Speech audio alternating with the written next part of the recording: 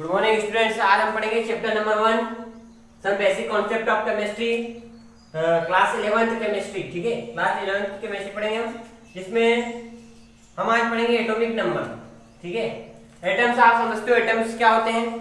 ठीक है, एटम्स तो हम समझते हैं, जैसे मान लो कि ये हाइड्रोजन है तो हाइड्रोजन का एटम हुआ, ये ऑक्सीजन का एटम हुआ, ये नाइट्रोजन का एटम हुआ। ठीक है, उसके बाद में ये आयरन का एटम हुआ। तो इस प्रकार से एटम तो हम समझते हैं कि एटम होते क्या है, लेकिन अब एटम का मास हमें निकालना। आपको पता है एटम क्या होता है, बहुत स्मॉलेस्ट पार्टिकल होता है एटम। ठीक है, उसको अब कैसे हम मेजर करें, उसके मास को कैसे हम जो है मेजर करें। तो मास को मेजर करने के लिए पहले जो साइंटिस्ट थे उन्होंने किसके मास के कंपेयर में उसको मेजर किया।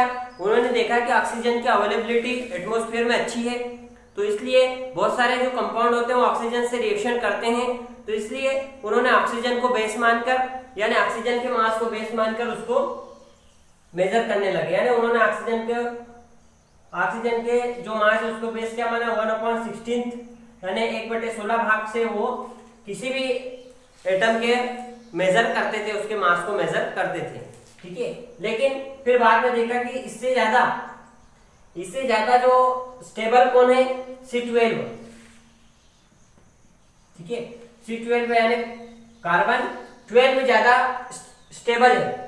बाद में इसको रिजेक्ट करके अब वो एटम को एटॉमिक मास किससे निकालने लगे, C12 से। ठीक है, कार्बन 12 से वो मास को मेजर करने लगे।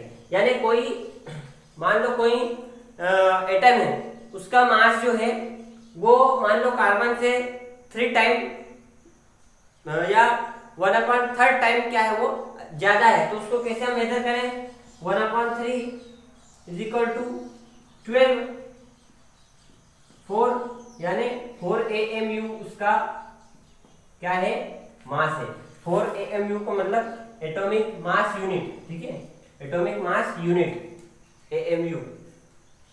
ठीक है, तो इस तरीके से इसको 4 AMU उसका मास हुआ उस एलिमेंट, उस एटम का। ठीक है, तो किससे मेजर करने लगे, C12 से। ठीक है, तो कैसे मेजर करते हैं और देखते हैं फार्मूला क्या है इसका। एटम का निकाले हम मास।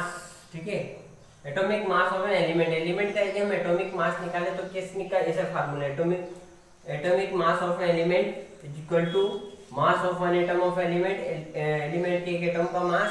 ठीक है, उसके अलावा 1/12 multiply mass of one atom of carbon. ठीक है, तो इस टाइप से हम एटॉमिक मास निकाल सकते हैं एलिमेंट का। तो कुछ एटम होते हैं जैसे जिनका एटॉमिक मास होता है, जैसे हाइड्रोजन का atomic mass 1.008 AMU atomic mass unit, उसके अलावा ऑक्सीजन का 16, क्लोरीन का 35.453 AMU, मैग्नीशियम का 24.305 AMU। इस तरीके से और भी बहुत सारे एटम के अपने अपने अलग अलग एटॉमिक मास होते हैं। कि हमने एटॉमिक मास देखा। ठीक है, अब देखते हैं average atomic mass. Atomic mass के बाद क्या देखते हैं, average atomic mass. Average atomic mass कैसे निकालते हैं, तो एवरेज एटॉमिक मास जो निकालते हैं हम देखते हैं कि इस नेचर में कुछ आइसोटोप्स प्रेजेंट होते हैं। कुछ आइसोटोप्स का मतलब होता है कि कुछ एलिमेंट जो होते हैं वो आइसोटोप्स के फॉर्म में होते हैं, यानी उनकी अवेलेबिलिटी इस अर्थ पे क्या होती है, अलग अलग परसेंट में होती है, यानी उनके अलग अलग टाइप प्रेजेंट होते हैं। आइसोटोप्स के अंदर जो है एटॉमिक मास तो सेम होता है, बट एटॉमिक मास क्या होता है उनका अलग अलग होता है, बल्कि एटॉमिक नंबर क्या होते हैं, सेम होते हैं। जैसे हम क्लोरीन की बात करें तो क्लोरीन के 2 आइसोटोप्स होते हैं, क्लोरीन एक 35 और एक क्लोरीन 37। ठीक है, क्लोरीन 35 की अवेलेबिलिटी इस अर्थ पे होती है कितनी, 75.53%, और इसकी अवेलेबिलिटी क्लोरीन 37 की अवेलेबिलिटी होती है 24.47%। ठीक है, तो दोनों की अवेलेबिलिटी अलग अलग है, इसलिए इन दोनों एटम का क्या निकाला जाता है, एवरेज एटॉमिक मास निकाला जाता है। तो एवरेज एटॉमिक मास जो है इस तरीके से ये फार्मूला होता है उसका, average relative atomic mass of element relative percent abundance, यानी कितने प्रतिशत वो उपलब्ध है, और अपॉन 100 मल्टीप्लाई एटॉमिक मास। ठीक है, तो यहाँ पर इसी फार्मूले से इन दोनों का एवरेज एटॉमिक मास निकालेंगे। ठीक है, तो एवरेज रिलेटिव एटॉमिक मास हम क्लोरीन का निकाल रहे हैं। तो क्लोरीन में कितने परसेंट है, पहला वाला 75.53 हमने रख दिया, अपॉन में 100 है तो 100, और उसके बाद में एटॉमिक मास, तो पहले वाले का एटॉमिक मास 35 का हमने यहाँ पर एटॉमिक मास रख दिया, प्लस, ठीक है, दोनों को क्या करना है, हमने जोड़ना है, ऐड करना है।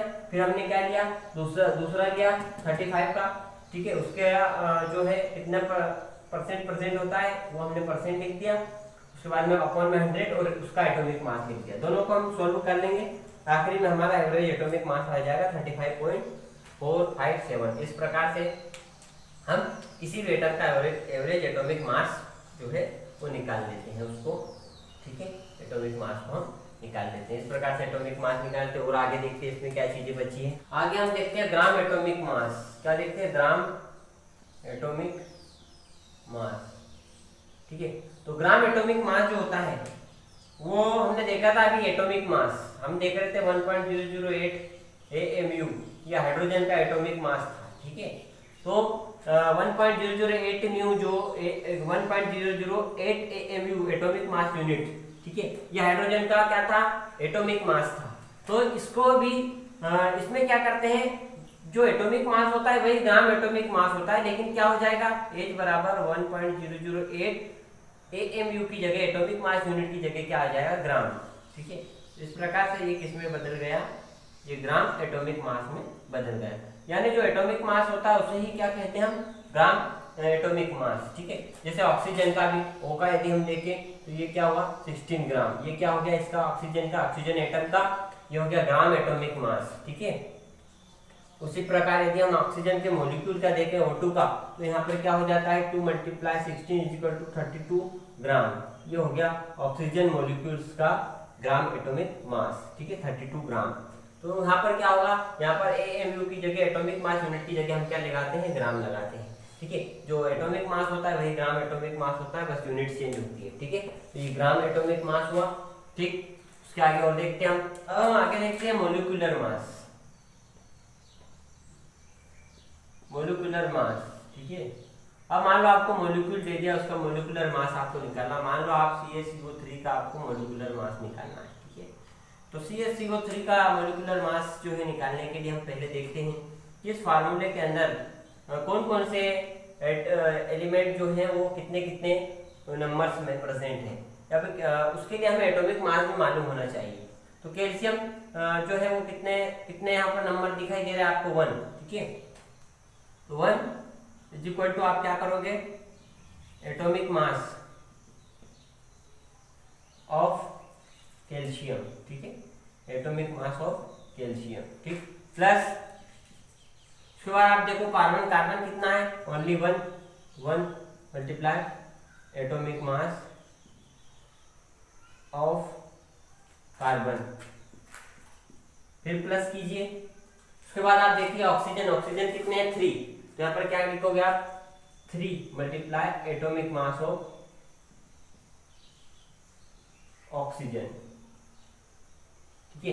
तीनों का हम वैल्यू पुट करेंगे, 1 × एटॉमिक मास ऑफ कैल्शियम कितना होता है 40, plus 1 × atomic mass of carbon कितना होता है 12, plus 3 × atomic mass of oxygen कितना होता है 16, ठीक है।